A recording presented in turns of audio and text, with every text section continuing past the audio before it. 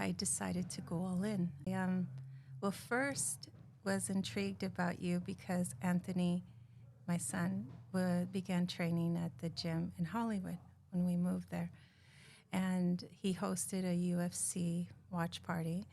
And I made a lot of food, and there was alcohol. And I was so intrigued by just the parade of men that came through the door, took off their shoes immediately, came to the kitchen, bowed and said hello to me, then went and they did their thing, watched the event, came back to me, bowed before they left.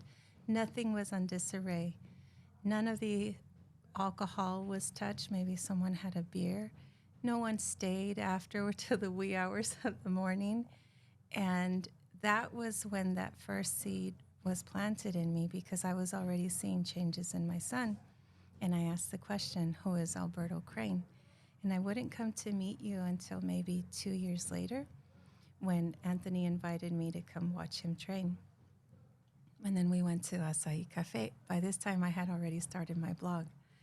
And in watching you, I thought, oh, it would be really nice to have a feature heroes of our community and feature you.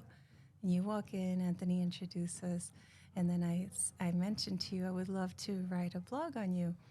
And without, I think within the split of a blink of an eye, you said, sounds good. When can we set it up? And I wasn't expecting that.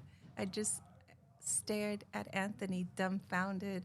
And then Anthony looked at me like a father. He's like, like, what are you waiting for?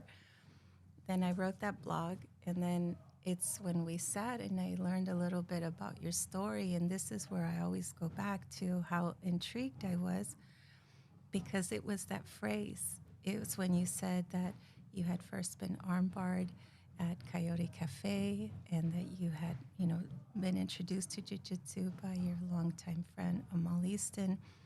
And then at that moment, you just wanted to learn more. And that I even remember your reaction. You're like, I decided to go all in. I decided to go to Brazil and just live off of my credit cards and just go all in.